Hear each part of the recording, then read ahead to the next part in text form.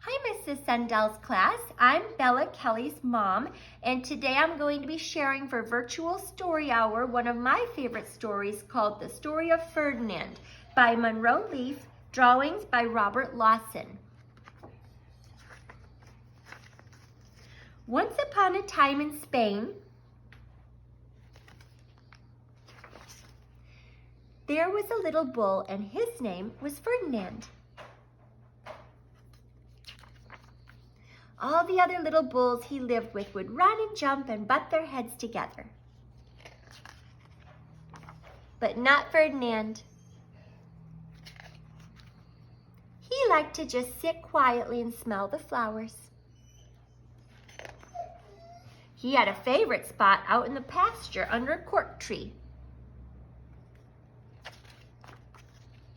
It was his favorite tree, and he would sit in its shade all day and smell the flowers. Sometimes his mother, who was a cow, would worry about him. She was afraid he would be lonesome all by himself.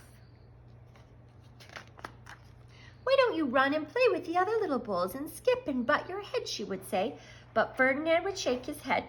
"I like it better here where I can just sit quietly and smell the flowers." His mother saw that he was not lonesome, and because she was an understanding mother, even though she was a cow, she let him just sit there and be happy. As the years went by, Ferdinand grew and grew until he was very big and strong. All the other little bulls who had grown up with him in the same pasture would fight each other all day. They would butt each other and stick each other with their horns. What they wanted most of all was to be picked to fight at the bullfights in Madrid. But not Ferdinand. He still liked to sit just quietly under the cork tree and smell the flowers. One day, 5 men came in very funny hats to pick the biggest, fastest, roughest bull to fight in the bullfights in Madrid. All the other bulls ran around snorting and butting, leaping and jumping, so the men would think that they were very, very strong and fierce and pick them. Ferdinand knew that they wouldn't pick him, and he didn't care, so he went out to his favorite cork tree to sit down. He didn't look where he was sitting, and instead of sitting on the nice cool grass in the shade, he sat on a bumblebee. Well, if you were a bumblebee and a bull sat on you, what would you do? You would sting him. And that is just what this bee did to Ferdinand. Wow, did it hurt? Ferdinand jumped up with a snort. He ran around puffing and snorting, butting and pawing the ground as if he were crazy. The 5 men saw him, and they all shouted with joy. Here was the largest and fiercest bull of all, just the one for the bullfight in Madrid. So they took him away for the bullfight day in a cart. What a day it was! Flags were flying, bands were playing,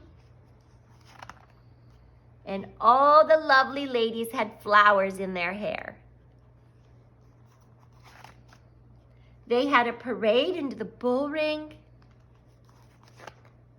First came the banderilleros with long, sharp pins with ribbons on them to stick in the bull and make him mad. Next came the picadores, who rode skinny horses, and they had long spears to stick in the bull and make him madder. Then came the matador, the proudest of all. He thought he was very handsome and bowed to the ladies. He had a red cape and a sword and was supposed to stick the bull last of all. Then came the bull, and you know who that was, don't you? Ferdinand. They called him Ferdinand the Fierce, and all the banderilleros were afraid of him, and the picadores were afraid of him, and the matador was scared stiff. Ferdinand ran to the middle of the ring, and everyone shouted and clapped because they thought he was going to fight fiercely and butt and snort and stick his horns around. But not Ferdinand. When he got to the middle of the ring, he saw the flowers in all the lovely ladies' hair, and he just sat down quietly and smelled. He wouldn't fight and be fierce no matter what they did. He just sat and smelled. And the banderilleros were mad, and the picadores were madder, and the matador was so mad he cried because he couldn't show off with his cape and sword. So they had to take Ferdinand home. And for all I know, he is sitting there still, under his favorite cork tree, smelling the flowers just quietly. He is very happy. The end.